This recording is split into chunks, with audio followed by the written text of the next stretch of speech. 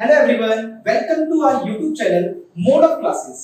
आज का session BA और बीकॉम के सेकंड ईयर इकोनॉमिक्स सब्जेक्ट के ऊपर है, जिसमें मैं आपको कुछ मोस्ट इंपॉर्टेंट क्वेश्चन बताऊंगा जो कि आपके एग्जाम के लिए बहुत ही हेल्पफुल होंगे। चलिए हम उन क्वेश्चन को डिस्कस करते हैं। क्वेश्चन नंबर फर्स्ट जो है वो है समष्टि अर्थशास्त्र क्या है तथा समष्टि अर्थशास्त्र के मूल तत्व या घटकों को बताइए। What is macroeconomics and what are the major components or issues of macroeconomics? ये क्वेश्चन आपके हर साल एग्जाम में आता ही आता है, तो इस क्वेश्चन को आप अच्छे से प्रिपेयर कीजिए। इसमें आपको सबसे पहले मैक्रो इकोनॉमिक्स की डेफिनेशन बतानी है और मैक्रो इकोनॉमिक्स के सारे घटक, सारे इश्यूज बताने कि हम कौन कौन से घटकों को, कौन कौन से कंपोनेंट्स को मैक्रो इकोनॉमिक्स में स्टडी करते हैं। चलिए क्वेश्चन नंबर सेकंड डिस्कस करते हैं। क्वेश्चन नंबर सेकंड जो है वो है राष्ट्रीय आय के आंकलन को उत्पादन विधि या आय विधि या व्यय विधि से व्याख्या कीजिए। देखिए क्वेश्चन नंबर सेकंड आपके एग्जाम में राष्ट्रीय आय के एस्टिमेशन के ऊपर आ सकता है। राष्ट्रीय आय के एस्टिमेशन के ऊपर आता ही है वैसे हर बार ये, लेकिन किसी एक पर्टिकुलर मेथड का पूछा जाएगा, लेकिन ये कंफर्म नहीं है कि कौन से मेथड पूछा जाएगा, इसलिए आप इसे तीनों मेथड से क्लियर कीजिए। इसलिए मैंने एक ही क्वेश्चन में आपके तीनों मेथड लिख दिए हैं, उत्पादन विधि, आय विधि, व्यय विधि। It means production method, income method and expenditure method. जैसे आप सभी को पता होगा कि राष्ट्रीय आय को मापने की तीन विधियां होती हैं। पहली विधि उत्पादन विधि, जिसे हम मूल्य वृद्धि विधि भी कहते हैं, इंग्लिश में प्रोडक्शन मेथड या वैल्यू एडेड मेथड। दूसरी विधि आय विधि होती है, जिसे कहते हैं हम इनकम मेथड, और तीसरी विधि व्यय विधि होती है। इस क्वेश्चन के अंदर आपको न्यूमेरिकल एग्जाम में नहीं आएगा, आपको इसी क्वेश्चन को थ्योरेटिकल तरीके से एक्सप्लेन करना होगा। इसी क्वेश्चन के अंदर एक क्वेश्चन और ऐड होगा कि इनमें से किसी भी विधि, इसलिए मैंने इसमें लिखा सभी विधियों की कठिनाइयां तथा सावधानियों की व्याख्या कीजिए। ये दोनों ना कठिनाइयां और सावधानियां दोनों एक ही क्वेश्चन में नहीं पूछा होगा। अगर या तो कठिनाइयां पूछा होगा या सावधानियां पूछा होगा, लेकिन आप इस पूरे ही क्वेश्चन को अच्छे से प्रिपेयर कीजिए, क्योंकि एग्जाम में मोस्ट इंपॉर्टेंट क्वेश्चन है जो हर बार एग्जाम में रिपीट होता है। क्वेश्चन नंबर 1 मैं आपको बता चुका हूं मैक्रो इकोनॉमिक्स क्या होता है, उसके इश्यूज, और क्वेश्चन नंबर 2 नेशनल इनकम के एस्टिमेशन के सारे मेथड्स के डिफिकल्टीज एंड प्रिकॉशंस आपको याद करने हैं। अगर ये क्वेश्चन रिपीट नहीं हुआ इस बार, क्योंकि लास्ट ईयर में क्वेश्चन रिपीट हो चुका है, तो इसके बदले में नेक्स्ट क्वेश्चन जो होगा वो होगा जीडीपी की लिमिटेशंस आपको बतानी होगी कि explain the limitations of GDP. आप सभी ने पढ़ा होगा जीडीपी की लिमिटेशंस क्या-क्या होती हैं, जैसे कि distribution of GDP, composition of GDP, और भी बहुत सारे पॉइंट्स होते हैं। आपको इसे अच्छे से प्रिपेयर करना पड़ेगा, अच्छे से इसको रिमेंबर याद करना पड़ेगा एग्जाम में, इसे अच्छे से करने के लिए। नेक्स्ट जो है क्वेश्चन नंबर 3 वो है उपभोग फलन तथा बचत फलन क्या है तथा इनकी प्रवृत्तियों की व्याख्या कीजिए। What are consumption function and saving function and explain their propensities. इसी क्वेश्चन को अदर वर्ड्स में भी पूछा जा सकता है। क्वेश्चन थोड़ा घुमाकर आ सकता है, लेकिन क्वेश्चन ये बहुत बार रिपीट होता है, हर बार एग्जाम में आता है। लेकिन इसको हम कैसे हैंडल करेंगे, इसको कैसे हमें लिखना है, सबसे पहले हमें कंजम्पशन फंक्शन की डेफिनेशन लिखनी होगी।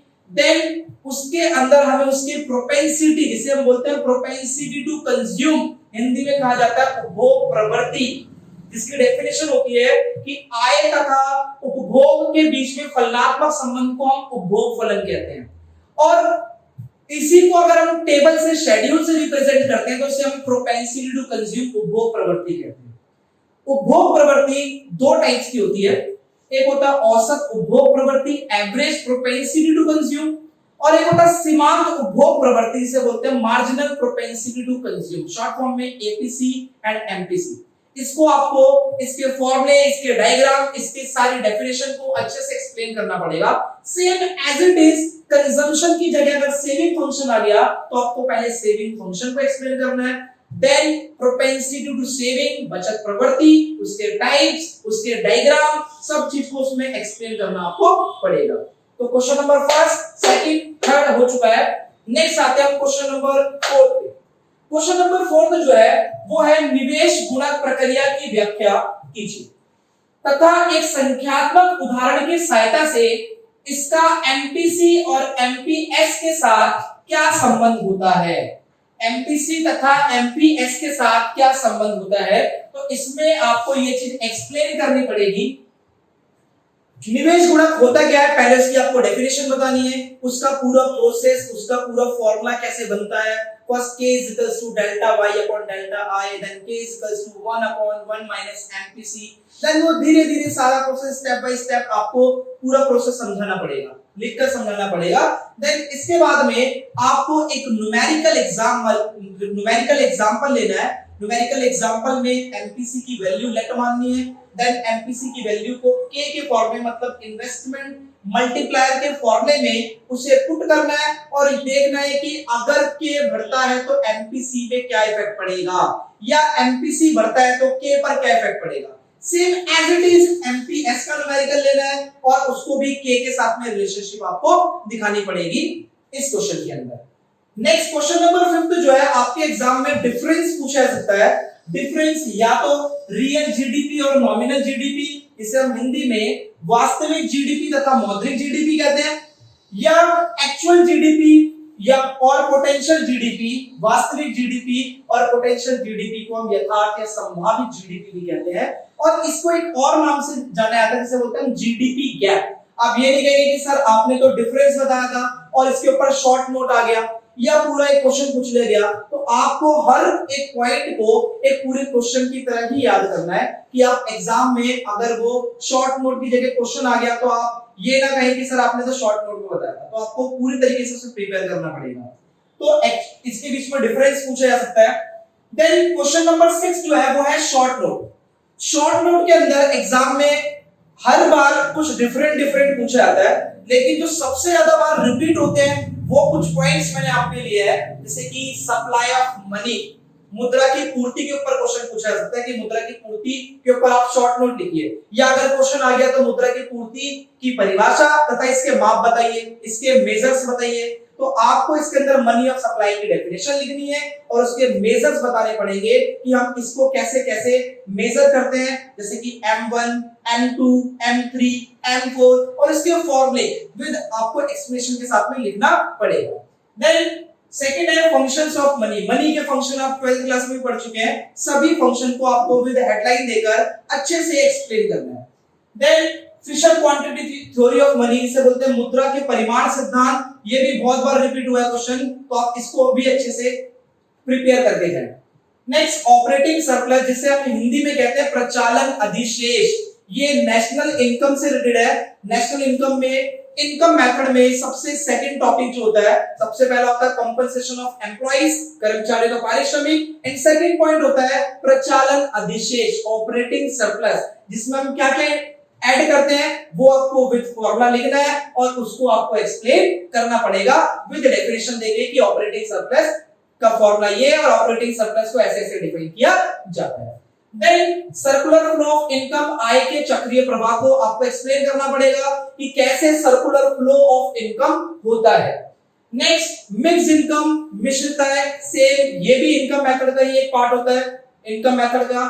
देन नेट एक्सपोर्ट फंक्शन, जिसे बोलते हैं शुद्ध निर्यात फलन क्या होता है, जैसे कि आपको पता है, आपने पढ़ भी चुके हैं कि एक्सपोर्ट फंक्शन होता है, नेट एक्सपोर्ट का फॉर्मूला क्या होता है, it is a difference between export and import. It means कुल निर्यात तथा कुल आयात के बीच के अंतर को आपको एक फॉर्मूले के रूप में आपको उसको एलोबरेट करना पड़ेगा, इसी को बोलते हैं नेट एक्सपोर्ट फंक्शन। चलिए डिस्कस करते हैं नेक्स्ट क्वेश्चन, जो कि है क्वेश्चन नंबर 7। क्वेश्चन नंबर 7 जो है वो है साख सृजन की परिभाषा तथा बैंक द्वारा साख सृजन को नियंत्रित करने के उपायों की व्याख्या कीजिए। It means define credit creation and explain the instrument which control the problem of credit creation. Credit creation क्या होता है, साख सृजन क्या होता है और साख सृजन को नियंत्रित करने के उपाय क्या होते हैं। जैसे कि आपको पता है कि बैंक वाले साख सृजन को नियंत्रित करने के लिए दो तरीके के उपाय देते हैं, एक होता है मात्रात्मक और एक होता है गुणात्मक, क्वांटिटेटिव एंड क्वालिटेटिव। जिसके अंदर हम क्वांटिटेटिव में पढ़ते हैं bank rate, cash reserve ratio जिसे बोलते हैं नगद आरक्षित अनुपात, एसएलआर स्टैट्यूटरी लिक्विडिटी रेशियो, और ओपन मार्केट ऑपरेशन, खुले बाजार की क्रिया। देन क्वालिटेटिव में हम पढ़ते हैं साख की राशनिंग, सीमांत आवश्यकता, मार्जिन रिक्वायरमेंट, नैतिक प्रभाव, मोरल सुएशन। इन सभी टॉपिक को एक एक करके आपको एक्सप्लेन करना है कि ये कैसे क्रेडिट क्रिएशन को कंट्रोल करने में हेल्पफुल होती है, मदद करती है। देन क्वेश्चन नंबर 8 जो है वो है आईएएस कर्व के ऊपर। मैं आपको एक बात बता रहा हूं, ये चैप्टर जो है आईएएस एलएम के ऊपर है और आईएएस और एलएम पे 101% 200% बता सकता हूं मैं आपको, 100% तो क्या 200% ये क्वेश्चन आएगा ही आएगा। 200% की अगर मैं इसका डेफिनेटली इसलिए कह रहा हूं कि ये हमेशा ही क्वेश्चन रिपीट होता ही रहता है। तो आईएएस कर्व और एलएम कर्व पे क्वेश्चन आता ही आता है। इसके अंदर आपको आईएएस कर्व बताना है। आईएएस कर्व क्या होता है, इन्वेस्टमेंट एंड सेविंग कर्व के बारे में बताना है आपको। और एलएम कर्व मतलब demand of money and supply of money के बारे में बताता है। आईएएस कर्व एक तरीके से प्रोडक्ट मार्केट को दिखाता है और एलएम कर्व एक तरीके से मनी मार्केट को शो करता है। तो आपको इसके अंदर ये सब बताना है कि आईएएस कर्व होता क्या है, इसकी शिफ्टिंग के क्या-क्या कॉजेस होते हैं और आईएएस कर्व को की शिफ्टिंग कैसे जीडीपी और इंटरेस्ट रेट को इफेक्ट करती है। Same as it is LM curve का भी सेम यही क्वेश्चन है कि एलएम कर्व क्या होता है, एलएम कर्व के क्या-क्या खिसकाव के कारण होते हैं और एलएम कर्व कैसे एलएम कर्व की शिफ्टिंग जीडीपी और इंटरेस्ट रेट को इफेक्ट करती है। ये हो गया आपका क्वेश्चन नंबर 8 जो कि डेफिनेटली आपके एग्जाम में आएगा ही आएगा 100%। क्वेश्चन नंबर 9 जो है वो है बैलेंस ऑफ पेमेंट पर, जो कि है भुगतान शेष की परिभाषा बताइए और भुगतान शेष के घटक बताने हैं और भुगतान शेष के असंतुलन के कारण क्या होते हैं। बैलेंस ऑफ पेमेंट क्या होता है वो आपको डेफिनेशन बतानी है। बैलेंस ऑफ पेमेंट के कंपोनेंट्स क्या होते हैं आपको पता ही है, एक होता है करंट अकाउंट, एक होता है कैपिटल अकाउंट, इसे कहते हैं चालू खाता और पूंजी खाता। उसमें क्या-क्या घटक क्या कंपोनेंट्स आते हैं इसको आपको एक्सप्लेन करना है। और बैलेंस ऑफ पेमेंट डिसइक्विलिब्रियम होने के बैलेंस ऑफ पेमेंट के क्या-क्या कॉजेस होते हैं इनको भी आपको अच्छे से एक्सप्लेन करना है इसके अंदर। नेक्स्ट क्वेश्चन जो है इसी का ए पार्ट है और ये है इसका बी पार्ट, जिसमें डिफरेंस पूछा सकता है बैलेंस ऑफ पेमेंट और बैलेंस ऑफ ट्रेड के ऊपर। भुगतान शेष और व्यापार शेष के बीच में अंतर बताइए।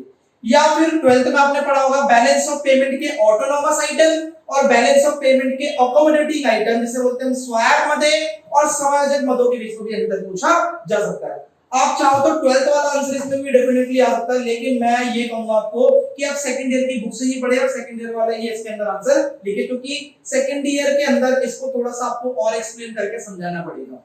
नेक्स्ट जो है वो है विदेशी विनिमय दर की परिभाषा तथा इसके प्रकारों की व्याख्या कीजिए। It means define foreign exchange rate and explain the types of foreign exchange rate. Foreign exchange rate की डेफिनेशन बतानी है और इसके कितने टाइप्स होते हैं ये बताने आपको पता है। दो टाइप्स होते हैं, फिक्स्ड एक्सचेंज रेट और फ्लेक्सिबल एक्सचेंज रेट, स्थिर विनिमय दर और नम्य विनिमय दर, इसकी परिभाषा बतानी है आपको। देन इसके सारे एडवांटेजेस डिसएडवांटेजेस, कैसे फॉरेन एक्सचेंज रेट के फंक्शंस क्या-क्या होते हैं ये आपको पूरा एक्सप्लेन करना पड़ेगा। जैसे कि मैं आपको ये 10 क्वेश्चन हो गया है, 5 पहले बताए थे और 5 ये क्वेश्चन बताए मैंने। इसमें सारे क्वेश्चन आपके एग्जाम में आएंगे ही आएंगे। सारे क्वेश्चन मतलब जितने भी आपके एग्जाम में क्वेश्चंस होंगे वो इस इन्हीं क्वेश्चन में से होगा 100%। आप प्लीज इसे अच्छे से प्रिपेयर कीजिए और 100% आपका रिजल्ट बहुत ही पॉजिटिव आएगा और अच्छे से अच्छा स्कोर अचीव कर सकते हैं इसको अच्छे से प्रिपेयर करके। और नेक्स्ट वीडियो जो मेरी होगी वो होगी आपका फाइनल ईयर के ऊपर। और जैसे कि आपको पता ही है कि हम टाइम टू टाइम उसके ऊपर वीडियो डालते रहेंगे, मैं टाइम टू टाइम अपनी वीडियो डालता रहता हूं, तो इसलिए आप इस चैनल को सब्सक्राइब कीजिए। और इन क्वेश्चंस के अंदर अगर किसी पर्टिकुलर क्वेश्चन में आपको कोई भी प्रॉब्लम आ रही है तो आप प्लीज कमेंट करके मुझे बताएं, तो मैं उसके लिए अलग से एक वीडियो बना दूंगा या आपको व्हाट्सएप पे आपको उसका आंसर बता के आपकी हेल्प करने की कोशिश करूंगा। ये इसी नंबर पे आप मुझे व्हाट्सएप करें किसी भी प्रकार के प्रॉब्लम के लिए, या इन क्वेश्चन के अगर आपको आंसर चाहिए तो भी आप इस पे व्हाट्सएप कर दीजिए। वैसे ये इजीली अवेलेबल आपको हेल्पिंग बुक में आपको मिल जाएगी।